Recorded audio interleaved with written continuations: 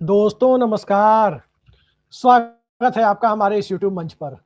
दोस्तों, क्या कभी आपने सुना या देखा है कि संसद के अंदर किसी सांसद को, उसमें भी नेता प्रतिपक्ष को, कोई पत्रिका या मैगजीन का अंश रखने या उसको उद्धृत करने पर, उसके अंश के 4-5 लाइनों को पढ़ने पर सीधे सीधे रोक लगा दी जाए? इस देश की संसद के अंदर वो भी हुआ है जब 283 सांसदों वाली कांग्रेस पार्टी की प्रधानमंत्री इंदिरा गांधी के जमाने में जॉर्ज फर्नांडिस ने इंदिरा गांधी को भ्रष्टाचार की गंगोत्री कहा, और 350 से ज्यादा सांसदों वाली कांग्रेस पार्टी की प्रधानमंत्री इंदिरा गांधी ने के समय में जॉर्ज फर्नांडिस की पत्रिका प्रतिपक्ष को लेकर के कई सारी चीजें सदन के अंदर हुई, और प्रतिपक्ष के जब कुछ अंश वहां पर रखे गए, उसके बाद संसद के अंदर भूचाल आ गया और एक राजनेता की तो कुर्सी तक चली गई, सांसदी चली गई, और जांच के बाद उनका पॉलिटिकल करियर तक खत्म हो गया। लेकिन आज एक नायाब नमूना देखने को मिला। मैंने खुद अपने छात्र जीवन के दरमियान कई बार संसद सत्र को देखा है, और लाल कृष्ण आडवाणी से लेकर तमाम सांसदों को Indian express, Jansatta, India today जैसी पत्रिकाओं के अंश को उद्धृत करते हुए और यहां तक कि उनकी प्रतियां लहराते हुए भी देखा है। लेकिन आज कारवां मैगजीन के एक अंश को विपक्ष के नेता राहुल गांधी उद्धृत करना चाहते थे, और जिस अंश को वो उद्धृत करना चाहते थे वो मामूली मुद्दा नहीं था। वो मुद्दा गलवान घाटी की उस कथित झड़प का था, जिस गलवान घाटी को लेकर के कई सारे सवाल 2020 में खड़े हुए थे, और जिस अंश को वो उद्धृत करना चाहते थे वो दरअसल पूर्व सेनाध्यक्ष एमएम नरवणे की अप्रकाशित किताब का अंश था, जिस किताब को रक्षा मंत्रालय की कमेटी ने रिव्यू के नाम पर रोक रखा है, और उस किताब के अंश को कारवां मैगजीन ने छापा।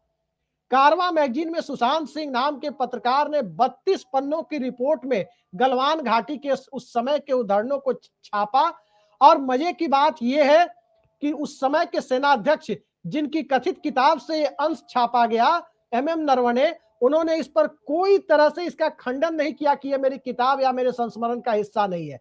भले ही उनकी किताब अब अप्रकाशित है, रक्षा मंत्रालय की कमेटी ने रोक रखी है, लेकिन उसी के अंश को वो उद्धृत करना चाहते थे, जिसमें कारवां मैगजीन बकौल एमएम नरवणे ये लिखती है कि 31 अगस्त 2020 की शाम 8:15 बजे उस वक्त के सेनाध्यक्ष नरवणे ने रक्षा मंत्री राजनाथ सिंह को कॉल किया और पूछा कि 1 किलोमीटर से भी कम दूरी पर चीनी टैंक पहुंच चुके हैं, करना क्या है। रक्षा मंत्री ने कोई जवाब नहीं दिया। उसके बाद उन्होंने अजीत डोभाल को भी फोन किया, यहां तक कि प्रधानमंत्री को भी कॉल किया, लेकिन प्रधानमंत्री ने कॉल नहीं लिया। इस तरह की बातें उनकी अप्रकाशित किताब में है।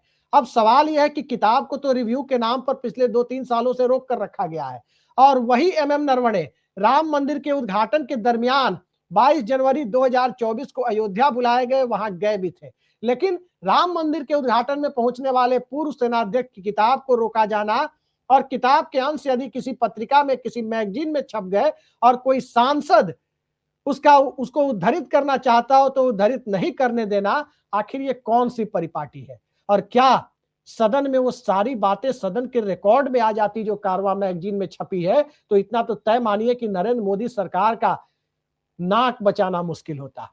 तो क्या नाक बचाने के लिए अब सदन के आसन का इस्तेमाल किया गया?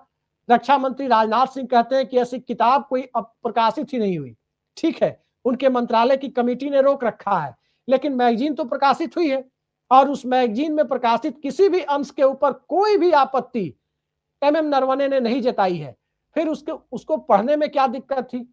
यहां तो इंडिया टुडे मैगजीन में छपी हुई एक कथित जैन रिपोर्ट, जो बाद में गलत साबित हुई कि डीएमके के नेतृत्व का राजीव गांधी हत्याकांड से कोई कथित जुड़ाव रहा है, उस पर इंद्र कुमार गुजराल की सरकार चली गई थी, और उस समय भी कांग्रेस पार्टी को किसी ने नहीं रोका था कि इंडिया टुडे की प्रति को सदन में नहीं लहराया जाए, उसका उद्धरण नहीं किया जाए। तो क्या है इस पूरे मामले का खेल, और आखिर सरकार गलवान घाटी की चर्चा क्यों नहीं चाहती है? इन सारे विषय की चर्चा के लिए आज संसद को पिछले 35 सालों से कवर करने वाले 2 वरिष्ठ पत्रकार सतीश के सिंह और साथ साथ उमाकांत लखेड़ा जी हमारे साथ हैं। आप दोनों का बहुत बहुत स्वागत है सर। और आप लोगों के बारे में अपने दर्शकों को बताऊं कि बोफोर्स और मंडल के जमाने से लेकर, मतलब मंडल के जमाने से लेकर कमंडल के जमाने तक, पिछले 3.5 दशकों में संसद की कार्रवाई के दरमियान आधा दर्जन से ज्यादा प्रधानमंत्री आए और गए। इसी सदन में कई सारी सरकारें आई और गई, कई सारे महत्वपूर्ण विषयों पर चर्चा हुई, सदन के अंदर गतिरोध भी उत्पन्न हुआ, लेकिन यह परिपाटी कभी नहीं देखी गई कि सदन के नियमों का हवाला देते हुए यह कहा जाए कि अमुक पत्रिका का अंश नेता प्रतिपक्ष नहीं पढ़ सकते। तो शुरुआत में उमाकांत लखेड़ा जी आप ही से करता हूं।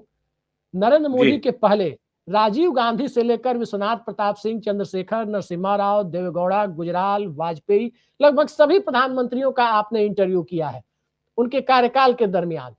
आप जरा बताइए कि आज जिस प्रकार का घटनाक्रम सदन में देखने को मिला, राजनाथ सिंह बचाव कर रहे थे, गृह मंत्री अमित शाह कह रहे हैं, पीले कुर्ते और काली सदरी में पहुंचकर वो कह रहे हैं कि ये राष्ट्रपति के अभिभाषण पर चर्चा है और ये विषयांतर हो रहा था। सवाल ये है, आज तक कभी किसी ने नहीं देखा कि विषयांतर हो रहा है और विपक्ष के नेता को बोलने से रोक दिया जाए, कोई अंश पढ़ने से रोक दिया जाए। क्या लगता है इस पूरे खेल के पीछे आपको क्या नजर आया उमाकांत जी? देखिए, सबसे पहले तो बात यह है कि ये जो किताब है, ये जो रूल है पार्लियामेंट के, अब उल्टा दिखाई दे रहा होगा, ये जो रूल है, ये रूल्स बुक को पूरे दिन पूरे 4-5 मंत्री किताब को दिखा रहे थे और उनके सारे एमपी ये किताब को दिखा रहे थे और इसके रूल 49, 349, 352, 382 ये सब चीजों की चर्चा कर रहे थे। मैं ये कह रहा हूं कि जो तानाशाही होती है, जो डिक्टेटरशिप होती है, वो ऐलान करके नहीं आती, कोई लाउड स्पीकर से ऐलान हो रहा हो कि हम कहां से तानाशाही आ गई। ये तानाशाही का एक बहुत बड़ा सबूत है कि जब संसद के भीतर कोई सांसद, मैं तो लीडर ऑफ अपोजिशन की बात ही नहीं कर रहा हूं, मैं तो एक मेंबर ऑफ पार्लियामेंट के अधिकार की बात कर रहा हूं कि एक मेंबर ऑफ पार्लियामेंट किसी भी मुद्दे को, खास तौर पर जब राष्ट्रपति के अभिभाषण पर चर्चा हो रही है, और मेरा जो अपना एक्सपीरियंस है, मैंने कम से कम 30-40 राष्ट्रपति के अभिभाषण कवर किए, 30 से 40 के करीब, क्योंकि हर साल होता है ये मेला तो हर साल होता है। और मैंने ये देखा कि जब कोई चर्चा होती थी तो स्पीकर ये कहते थे, अरे रे ये आप राष्ट्रपति के अभिभाषण में पढ़िए, यहां मत छोड़िए, आप बाद में राष्ट्रपति। मतलब ये था कि मिट्टी से लेकर के और न्यूक्लियर साइंस तक आप चर्चा कर सकते हैं, कल्चर से लेकर के एग्रीकल्चर तक चर्चा कर सकते हैं, लेकिन ये रोकना, ऐसा लगता है कि इनको लग रहा है कि ये जो आर्टिकल है करवान में छपा हुआ, किताब की तो मैं बात ही नहीं कर रहा हूं, अगर ये आर्टिकल के कुछ संदर्भ, कुछ अंश भी पब्लिक हो जाए, पब्लिक डोमेन में आ जाए या पार्लियामेंट के रिकॉर्ड में आ जाए, तो ये सरकार बेनकाब हो जाएगी और इनको मुंह छिपाने का कोई रास्ता नहीं मिलेगा। और इसीलिए ये किताब, एक आर्मी चीफ जो बनता है वो बहुत जिम्मेदार ऑफिसर होता है, उसको पता होता है कि मैं रिटायर होने के बाद भी सिपाही हूं, सोल्जर हूं। वो व्यक्ति, मैंने 10 आर्मी चीफ से मिला, मैं आर्मी कवर करता था, तो उनका कहना साहब हम जीवन मरण तक, मरते दम तक हम सिपाही होते हैं। तो उस आर्मी चीफ की ईमानदारी पर, निष्ठा पर सवाल खड़े करना, और वो आर्मी चीफ कोई निजी लाभ के लिए थोड़ी बात कर रहे थे, वो तो कह रहे थे कि हमें ऑर्डर चाहिए। उन जनरल नरवणे ने कहा कि मुझे ऑर्डर चाहिए। मेरी जो जनरल योगेश जोशी थे, जो नॉर्दर्न कमान के जो चीफ थे, वो मांग रहे थे इनसे ऑर्डर। ये दिल्ली हेडक्वार्टर बैठे हुए थे, ये कोई वहां बॉर्डर पर थोड़ी थे। तो ये वहां से, और ये 2.5 घंटे तक ये गिड़गिड़ाते रहे, क्योंकि रक्षा मंत्री से आर्मी चीफ का डायरेक्ट दिन में 3-3 बार भी बातें होती है। हमारे सामने बातें हुई कई बार, आर्मी चीफ से रक्षा मंत्री से बातचीतें हुई है। तो सवाल यह है कि किसी को आपने 2.5 घंटे तक रोका, 2.5 घंटे तक आपने जो कार्रवाई थी, एक्शंस था। और मैं आपको बता रहा हूं कि चीन से, अगर चीन की सेना को रोकने का ये जो प्रक्रिया थी, उसमें अटैक हमारी तरफ से, हमारी फौज की तरफ से अटैक होना था। आपने उस हमारी फोर्स की तरफ से, सेना की तरफ से जो अटैक होता है, तो अटैक के लिए राजनीतिक जो लीडरशिप होती है, पॉलिटिकल लीडरशिप होती है, उसका मैंडेट चाहिए, उसका आदेश चाहिए, ऑर्डर चाहिए उसका कि यस अटैक कर दो। तो बिना पॉलिटिकल लीडरशिप के आर्मी चीफ अटैक नहीं करवा सकता। हमारे ढांचा ही इस तरह का है, हमारी सेना का। तो सवाल यह है कि ये लोग कायर है, मैं तो ये कहता हूं, अब रिकॉर्ड कर रहा हूं कि कायरता की वजह से, ये डर है ये कायरता का डर है और इस कायरता की वजह से इन लोगों ने आज राहुल गांधी को हाउस में नहीं बोलने दिया। तो ये एक किस्म से क्लियर कट हो गया कि पहले लोग अघोषित इमरजेंसी कहते थे, मैं कहता हूं ये घोषित इमरजेंसी हो गई। संसद के भीतर आप किसी सांसद को, लीडर ऑफ अपोजिशन को बोलने नहीं दे रहे। और मैंने तो दर्जनों मिसालें देखी है। बोफोर्स के रिपोर्टिंग मैंने की है जब राहुल गांधी प्रधानमंत्री थे, और मैं जब सदन में राजीव गांधी 88 में गया इतना तो सुमंगल वाली रिपोर्ट लहराई गई थी। राजीव गांधी के खिलाफ इंडियन एक्सप्रेस, अरुण शौरी की रिपोर्ट, हिंदू की रिपोर्ट, एनराम की रिपोर्ट, कितनी रिपोर्ट्स को पढ़ करके सुनाया जाता था और उनके हेडिंग सदन में किए जाते थे। और फिर अखबार पढ़ करके कहा जाता था तो स्पीकर क्या कहता है कि माननीय सदस्य जो आप कह रहे हैं क्या उसको ऑथेंटिकेट कहते हैं करेंगे? तो वो कहता है यस, मैं जो कह रहा हूं इस अखबार में छपा हुआ है और मैं ऑथेंटिकेट करता हूं कि इस अखबार के जो पत्रकार हैं, संपादक हैं, ये बहुत जाने माने लोग, ये झूठ नहीं ले सकते। उसके बाद भी मैं इसको ऑथेंटिकेट करता हूं, प्रमाणित करता हूं और सदन पटल पर रखता हूं। ये सब रिकॉर्ड में पार्लियामेंट के हमने दसियों बार रिकॉर्ड देख लिए। तो सवाल ये है कि ये मुझे लग रहा है पूरी सरकार और स्पीकर लोकसभा ये पूरी तरह ये मुद्दे पर को भटकाना चाहते हैं, दबाना चाहते हैं और एक ही हो गए। इतना ही मैं कहना चाहता हूं, बाकी अगले सवाल में। जी सतीश जी, ये बताइए कि आज राहुल गांधी अगर वो 4-5 लाइन एक पैराग्राफ का जिक्र अगर वो कर देते, बमुश्किल उसमें उनको 40-45 सेकंड से ज्यादा नहीं लगते। अगर वो जिक्र कर देते कि जनरल नरवणे को 8:15 यानी 31 अगस्त की रात 8:15 में राजनाथ सिंह को कॉल करने से लेकर और उस समय से लेकर नरेंद्र मोदी को कॉल करने तक उस पूरे वाकये का जिक्र कर देते, तो सरकार पर क्या पड़ी थी कि उसे रोकने की जरूरत थी? अगर वो कर देते, कारवां मैगजीन में जो नरवणे साहब के हवाले से देश के सेना प्रमुख रहे हैं, उनके हवाले से छपी है, तो क्या सरकार की कौन सी आफत आ जाती? आखिर रोका क्यों गया आसन की तरफ से? देखिए अभिषेक, सबसे बड़ी बात है कि ये सरकार छवि और छवि मैनेजमेंट पर चलती है और छवि जो देश के भीतर या विदेश का तो पता नहीं, देश में तो विश्व गुरु का है। वो आदमी कभी कोई नेगेटिव नहीं देख सकता, कम से कम सामने जो है छपता छुपता है उसमें। मैं एक बुनियादी सवाल और आपके मार्फत उत्तराखंड खड़ा में कर। प्रोफेसर कुत्ता गिनेगा और विश्व जी गुरु हैं। उत्तराखंड में प्रोफेसर लोगों को कुत्ता गिनने की ड्यूटी लगाई जा रही है कि स्ट्रीट डॉग को, आवारा कुत्तों को गिनना है, और विश्व गुरु है। चलिए, सुन उस के पर अभी मैं आश्चर्य नहीं होता आ है। रहा हूं, विषयांतर हो जाएगा।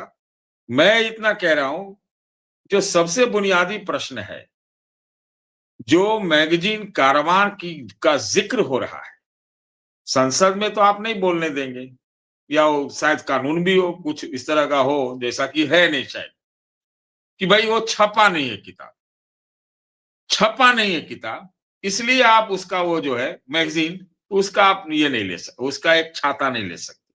चलिए, वो छपा नहीं है, लेकिन वो कारवां में तो छपा है। मैं बात बोल रहा हूं कि कारवां पर कोई बैन लगा है क्या? आप बात समझिए मैं कहना चाह रहा हूं जो। और वो कारवां एक कारवां की तरह पूरे देश में दौड़ा दिया जाए तो क्या मकसद मतलब उससे मकसद हासिल हुआ, ये बताइए। और मैं सुन रहा हूं, मैंने देखा नहीं अभी, कि पूरे सोशल मीडिया पर सुना है कि एकदम से बाढ़ आई। अब पता नहीं क्या क्या आ रहा है।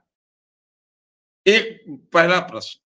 दूसरा प्रश्न कि मैंने जनरल नरवाने का एक बयान भी सुना, वो एक चैनल के ऊपर, न्यूज चैनल के ऊपर, पुराना है नया मालूम नहीं, कि भाई मैंने लिख दिया है, अब ये एमओडी और पब्लिशर के बीच है। तो मेरा सवाल ये है कि अति संवेदनशील मुद्दे पर ये बातें लीक कहां से हुई, किसने की और किस मकसद से की? तो छपा ना, कहीं से गया होगा तभी छपा ना कारवां मैगजीन की। मैं तो संसद की बात ही नहीं कर रहा हूं, छोड़ दीजिए उसको। अगर उस मैगजीन के 32 पन्नों का जो आप जिक्र कर रहे हैं, उनमें कौन कौन सी बातें लिखी गई हैं, दावा है, दस्तावेज है, पता नहीं।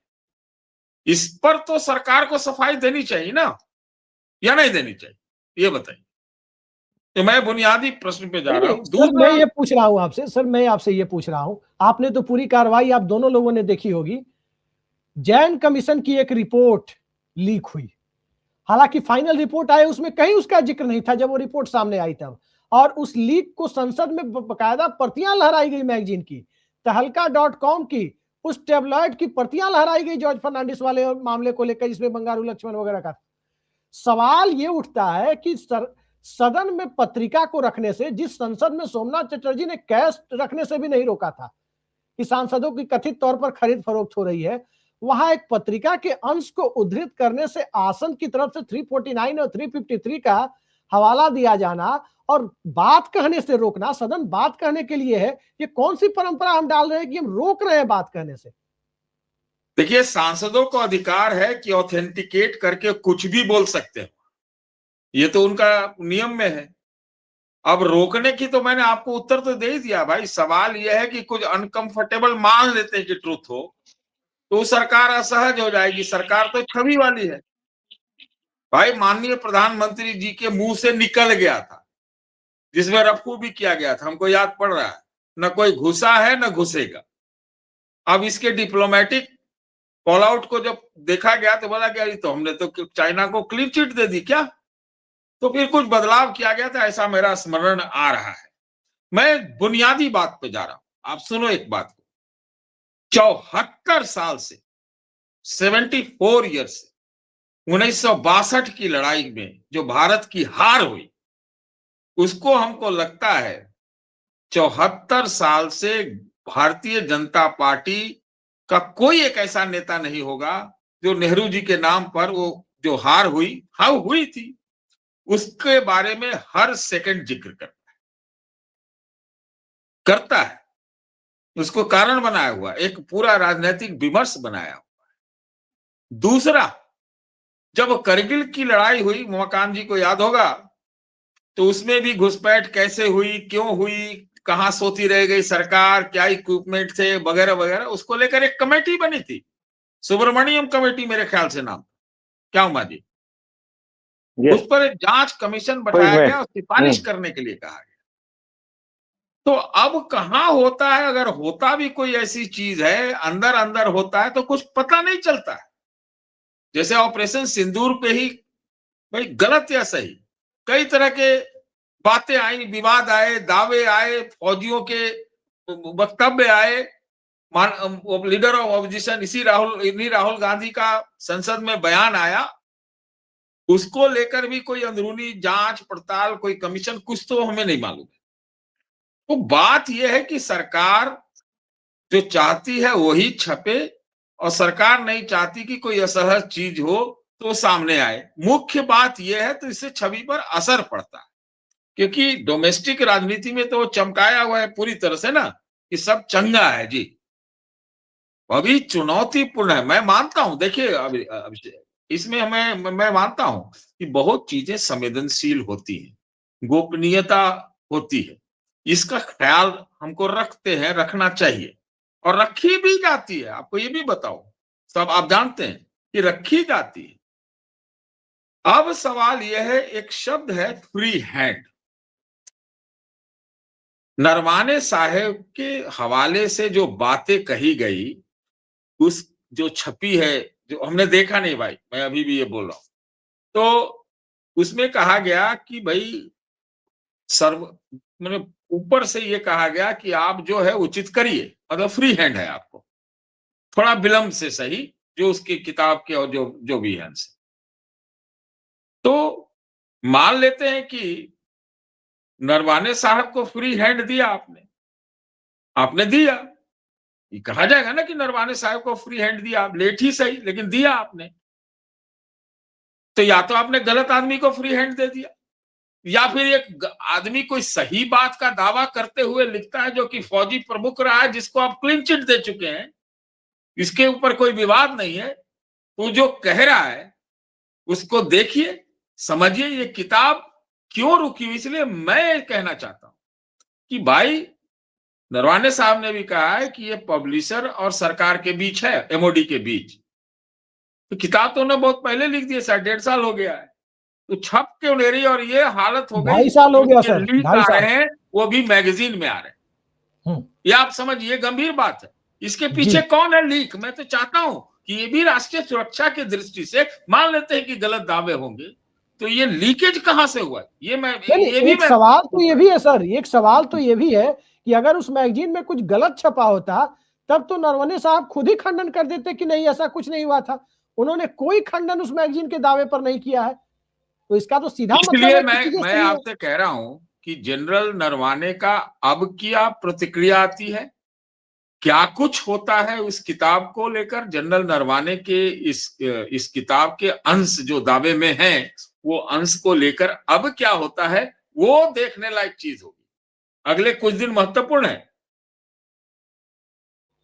उमाकांत जी के पास में चलता हूं। उमाकांत जी, इस देश के जी अंदर डेमोक्रेसी में इंस्टीट्यूशन का बड़ा महत्व होता है। भारत ही नहीं, कहीं भी जहां संसदीय व्यवस्था है, लोकतंत्र है, और इंस्टीट्यूशन के तौर पर लोग देखते हैं सुप्रीम कोर्ट को, ऑडिटर जनरल को, संसद को, राष्ट्रपति को, चुनाव आयोग को, इन सब को इंस्टीट्यूशन के तौर पर देखते हैं। लेकिन जो सबसे ज्यादा सम्मान जनता के बीच जिस इंस्टीट्यूशन का होता है वो होती है हमारी सेना और सेना के तीनों अंग। और उसमें से सेना प्रमुख की कोई किताब है, उसको सरकार रोक रही है। अब सेना प्रमुख तो इतने जिम्मेदार व्यक्ति हैं कि संवेदनशील चीजों को तो वो लिखेंगे नहीं। कोई भी सेना प्रमुख ऐसी चीजें नहीं लिख सकता है और लिखते भी नहीं है। आप जनरल परवेज मुशर्रफ की आप देखिए, जो पाकिस्तान के सेना प्रमुख थे, लाइन ऑफ फायर पढ़िए, उन्होंने कोई ऐसी चीज नहीं लिखी है जिसमें पाकिस्तान सरकार को शर्मिंदगी का सामना करना पड़े, जबकि उनके साथ बहुत कुछ हुआ है बाद में। सवाल ये है, भारत के भी कई सारे, वीपी मलिक की किताब आई, उसके पहले के सेनाध्यक्षों की किताब आई, किसी ने ऐसी कोई बात नहीं लिखी है। इनकी किताब रोक कर रखी गई एक अलग मुद्दा है, मैगजीन में छप गया वो एक अलग मुद्दा है। मैगजीन को उद्धृत करने से विपक्ष के नेता को जो रोका जा रहा है, इससे अंतरराष्ट्रीय स्तर पर हमारी छवि क्या बन रही है। और जनता के बीच आप कहीं भी जाइए, यूजीसी विवाद और एप्स्टीन फाइल को लेकर के जो चर्चाएं हैं, उसके बाद से आपका, मैं अभी स्थानीय स्तर के लोगों की बात कर रहा हूं, जो बिल्कुल भी आप नहीं कह सकते कि बौद्धिक जगत के एक बड़े हिस्से का प्रतिनिधित्व करते हैं, उन सब के मन में ये धारणा, आप ऑटो वाले से बात करें, बूट पॉलिश करने वाले भाई से बात करें, सब यही कहते हैं कि सरकार कुछ छिपा रही है, हमें बताना नहीं चाहती। अब उसमें एक नई कड़ी जुड़ती है, विपक्ष के नेता को किसी किताब की 4 लाइनें बोलने से रोकना। क्या लगता है, अगर राहुल गांधी बोल देते यार 4 लाइन, उसके बाद क्या होता है इस सरकार के इकबाल का? वैसे इकबाल तो इस सरकार का क्या है, आप भी जानते। देखिए, जो सबसे बड़ी बात है कि राहुल गांधी को रोका गया ना, अब रोकने से क्या हो गया कि जो कारवां मैगजीन में जो उसके 30 पेज छपे हुए हैं, जो लेख छपा हुआ है, वो जिन्होंने पढ़ा नहीं होगा वो उसको ढूंढ ढूंढ के फोटोकॉपी और ईमेल करके अपना निकाल के पढ़ लें। तो जो पर्पज है, सरकार बेनकाब इसी में हुई। और राहुल गांधी ने कहते थे, जो राहुल गांधी तो तैयार हो गए थे, उन्होंने कहा ठीक है, मैं तो ना किताब को उद्धृत करूंगा, ना कारवां के मैगजीन के आर्टिकल को भी नहीं उद्धृत करूंगा, मैं उसमें एक ऑब्जर्वेशन दूंगा उसके बारे में। कहते कि ऑब्जर्वेशन भी नहीं दे सकते आप, मतलब अगर किसी का कोई एक अपना पॉइंट ऑफ व्यू देना चाहता है, इसका मतलब ये है कि आपने ये तय कर लिया है कि राहुल गांधी किसी भी मुद्दे पर बोलते हैं तो आपको बोलने नहीं देना। ये बहुत बड़ा बात है। आप छोड़ दीजिए नरवणे को, आप छोड़ दीजिए किताब को, आप छोड़ दीजिए कारवां, ये जो बोलने नहीं देना, सांसद चुन के आता है, ओथ होती है उसकी, और उसके बाद वो इश्यू उठाता है, मुद्दे उठाता है, और ये उसका फंडामेंटल राइट है as a member of parliament. क्योंकि वहां हम तो आम इंसान हैं, हम तो लोकसभा में नहीं घुस सकते बोलने के लिए। हम अगर पत्रकार हैं तो हम लिख सकते हैं या बोल सकते हैं बाहर टीवी पर या डिबेट में, लेकिन वो जो स्पेशल स्थान है, उस स्थान पर रोकना अपने आप में स्पीकर ने गलत किया है। और स्पीकर को ये बोलना चाहिए था कि ठीक है, आप किताब भी नहीं पढ़ेंगे, वो रेडी हो गए थे, तैयार हो गए थे वो, उसके बाद उनको ऑब्जर्वेशन देने से भी रोकना, ये असंवैधानिक है, ये संविधान का उल्लंघन है। और मुझे लग रहा है कि इनको कानून, जो बोलने वाले थे, जो खड़े थे 3-4 लोग, उनको कोई समझ नहीं है संविधान की, कानून की, पार्लियामेंट के रूल की। दावा करता हूं मैं, जो रोक रहा है मेंबर ऑफ पार्लियामेंट को, वो एक जिम्मेदार है, लीडर ऑफ अपोजिशन है, 5 बार के मेंबर ऑफ पार्लियामेंट है। आप उनको सिर्फ ये कह सकते हैं कि मिस्टर राहुल गांधी, आप ऑथेंटिकेट कीजिए, प्रमाणित कीजिए, वो भी नहीं करने दिया गया। और ऐसे हालात पैदा कर दिए कि जिनको भी पता नहीं था जनरल नरवणे की किताब के बारे में, उन सबको वो पता लग गया, और सरकार अब जो एक्सपोज नहीं होनी थी वो हो चुकी है। तो इस सरकार का कोई इकबाल खत्म है। इस सरकार का देश की सुरक्षा के प्रति, क्योंकि देश की सुरक्षा के प्रति इस सरकार का जो इकबाल है, जो कमिटमेंट है, उसको ये सरकार सुनिश्चित करने में, सुरक्षित रखने में नाकाम साबित हुई है। इसलिए ये सरकार पूरी तरह बेनकाब हो गई है। इसके पास अब बचने का, मुंह छिपाने का कोई रास्ता बचा हुआ नहीं है, ऐसा मैं मानता हूँ। जी सतीश जी, आपसे एक चीज और मैं जानना चाहता हूं कि सरकार जिस चीज को छिपाना चाहती थी, अब तो मैं देख रहा हूं कि व्हाट्सएप पर 32 पेज की वो कारवां की पूरी जो है व्हाट्सएप ग्रुप में तैर रहा है, और काफी तेजी से जो बात उमाकांत जी कह रहे हैं वो बिल्कुल सही है कि वो सर्कुलेट हो रहा है। वो अंग्रेजी में, हिंदी रूपांतरण भी रात भर में लोगों के पास पहुंचना शुरू हो जाएगा। सवाल यह है कि सरकार इस तरह से संसद में सांसदों के अधिकार का, संसदीय मर्यादाओं को दबाते हुए जो हासिल करना चाहती थी वो तो हासिल नहीं कर पाई। लेकिन क्या आपको लगता है कि देश की जनता के बीच इससे सरकार की छवि जो धीरे धीरे गिरती जा रही है, 400 पार का नारा 240 पर बिखर गया, अब और नीचे जाने की परिस्थितियां बन रही है। 2026 में बंगाल का भी चुनाव है, असम जैसे राज्य का भी चुनाव है, तमिलनाडु और केरल का भी चुनाव है, और इन सब परिस्थितियों में जब कई कई राज्यों में जनता के बीच जाने की स्थिति है, इसमें किसको क्या हासिल हुआ? सरकार को, विपक्ष को, नरेंद्र मोदी, राजनाथ सिंह और अमित शाह को, और इसके साथ साथ राहुल गांधी को, किसको क्या हासिल हुआ आपकी नजर में? देखिए, आपने अगर देखा होगा तो बहुत असहज था सत्ता पक्ष। मैंने कभी नहीं देखा इस तरह से असहज होते हुए। तमाम बड़े बड़े कद्दावर मंत्रीगण उठ गए, और किसी कीमत पर, मतलब आमतौर पर हमने राजनाथ सिंह को उठते हुए नहीं देखा है, अमित शाह को भी कभी देखा है, सबके सब उठ गए। तो असहज, डिस्कम्फर्ट तो होगा, तभी तो ऐसा हुआ। लेकिन ये तो काउंटर प्रोडक्टिव हो गया ना। ये तो अब कह रहे हैं कि कहाँ कहाँ 32 पेज और फलाना ठिकाना घूम रहा है, घूमने लगा। अभी तो ये भी नहीं मुझे मालूम, लेकिन घूम रहा है। ये तो और घूमेगा, अब तो दौड़ेगा ये। एक बात।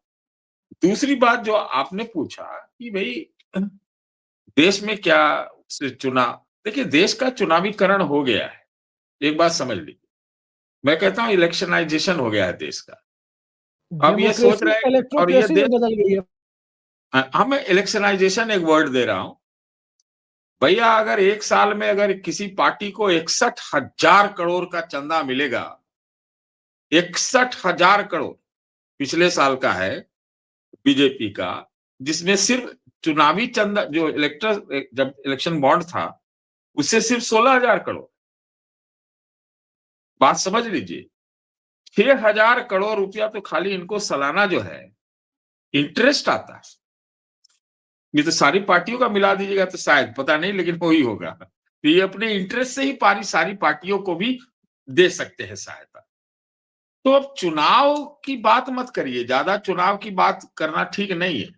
हाँ, एक जगह दो जगह आप कहेंगे। और दूसरे तरफ कांग्रेस पार्टी है जिसको चंदा आया था 522 करोड़, समझ रहे हैं? तो ये है स्थिति। और छवि की जहां तक बात है, ये बात बिल्कुल सही है। मैं भी घूमता रहता हूं और जो बात देखता हूं वही बोलता हूं।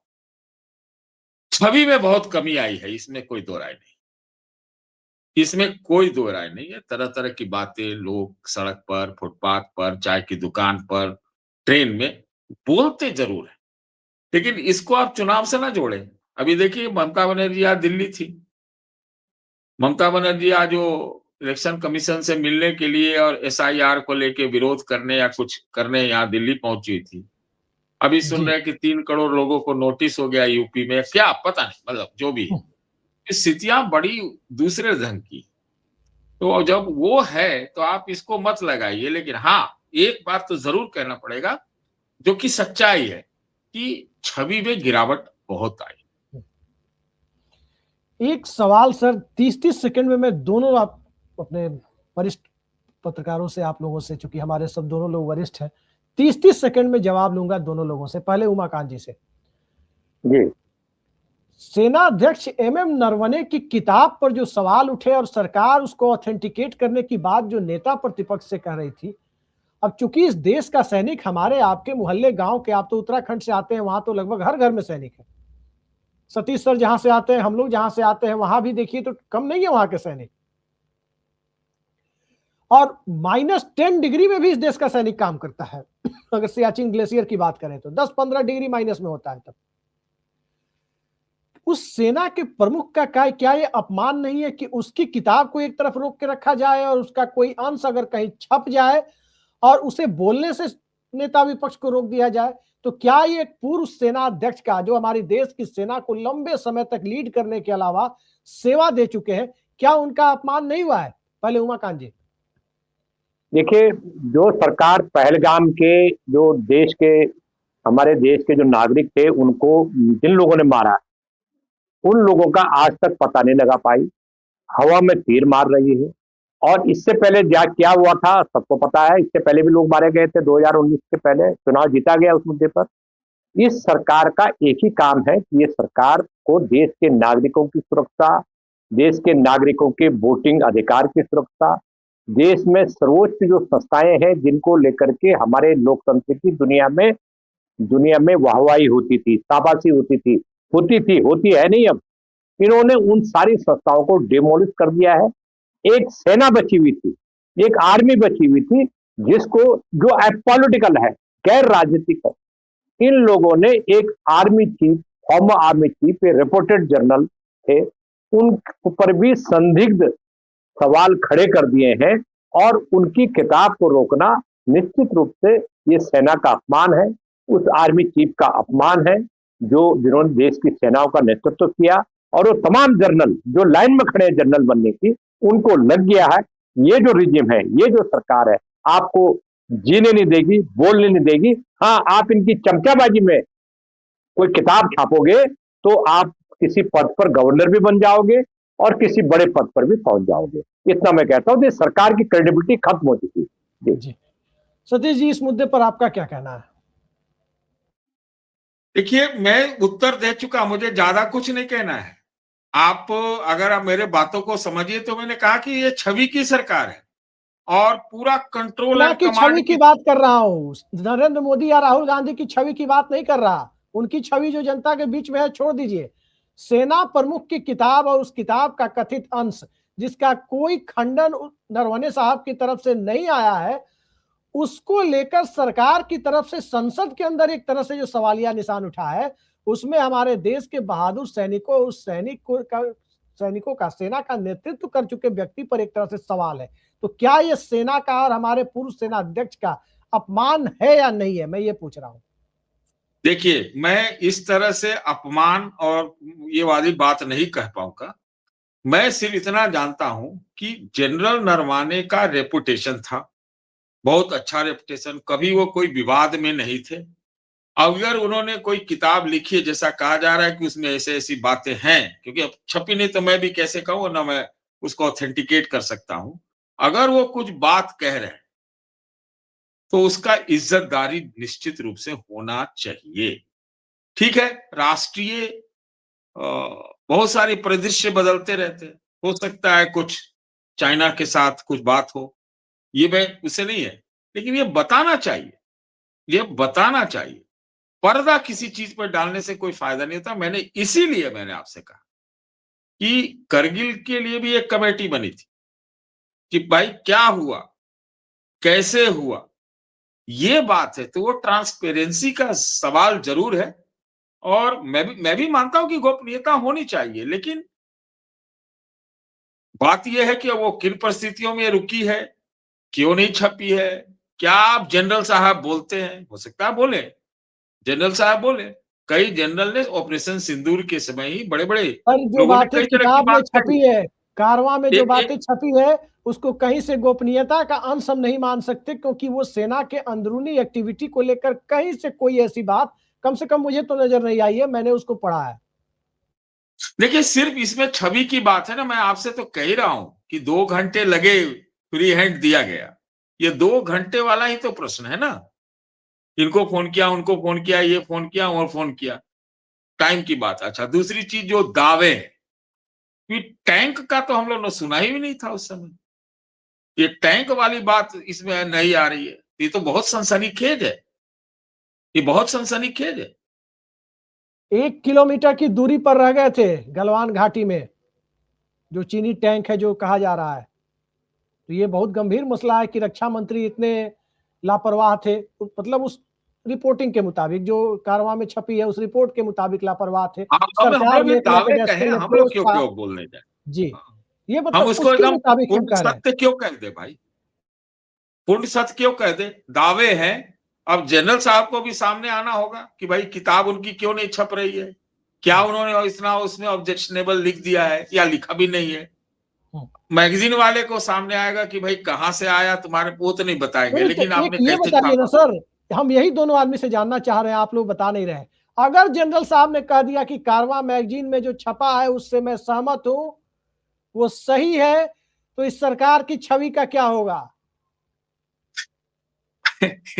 छवि बहुत धूमिल होगी, छवि बहुत ज्यादा मिट्टी में मिलेगी, ये तो भी जी। बहुत हो जाएगा। हमको लगता है कुछ सरकार भीतर भीतर काम करेगी, उम्मीद है। हम तो लगता है कि इस तरह के कुछ, क्या बोलते हैं उसको, फायर फाइटिंग की जाएगी। हाँ, मतलब मोटे तौर पर आप जो कहना चाहते हैं कि पेंशन और रिटायरमेंट के बाद वाली सुविधाओं में कटौती की कथित धमकियां देकर उस किताब के अंश से अपने आप को अलग करने के लिए मजबूर करने की कोशिश की जा सकती है। हालांकि मैं नहीं जानता की जाएगी या नहीं की जाएगी, अरे लेकिन आप अभिषेक एक चीज का ध्यान रखिए, एक और चीज। एक जनरल वीके सिंह साहब थे, जी। सेना प्रमुख थे। हम्म, उस समय एक अखबार ने क्या छाप दिया था, याद है। कितना बवाल हुआ था, जी। कितना बवाल हुआ, कैसे संभला था, हम्म। है ना? तब भी उस पर उसके संसद तो में गवाह चर्चा हम हुई लोग हैं। थी और अखबार की रिपोर्ट संसद में गई थी, अखबार की प्रति तक गई थी, उसकी कॉपी तक अखबार की संसद में लहराई गई थी, किसी ने रोका नहीं था। मीरा कुमार ने नहीं रोका था, हम लोग को याद है। तब हम लोग स्टूडेंट थे, लेकिन याद है कि नहीं रोका गया था। यहां तक कि वो प्रसंग तो अभी भी देखिएगा गूगल पे मिल जाता है, जब कथित तौर पर वित्त मंत्री प्रणब मुखर्जी के चेंबर में च्युइंगम वाली बात आई कि च्युइंगम में कोई कैमरा लगाकर स्पाई का काम किया जा रहा है और इशारा गृह मंत्री की तरफ था, तब भी नहीं रोका गया था। तब भी सदन में अखबार की प्रति खुद लाल कृष्ण आडवाणी लहरा रहे थे। दूसरे लोगों की बात छोड़ दीजिए।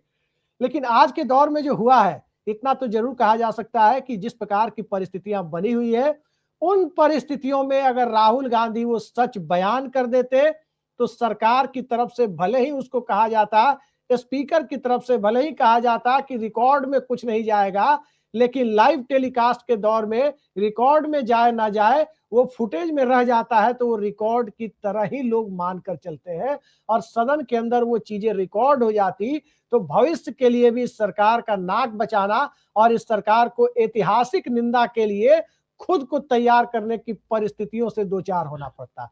आज भी इसे रोकने के दुष्परिणाम और ज्यादा है और इसे रोकने का दुष्परिणाम यह है कि जिस तरह से चीजें आ रही है, अगर पूर्व सेनाध्यक्ष जनरल नरवणे साहब ने अगर अपनी जुबान खोल दी और तथ्यों से सहमति जता दी तो तय मानिए कि नरेंद्र मोदी सरकार के पास सत्ता में बने रहने के लिए जो एक नैतिक आधार होता है वो काफी हद तक खत्म हो जाएगा।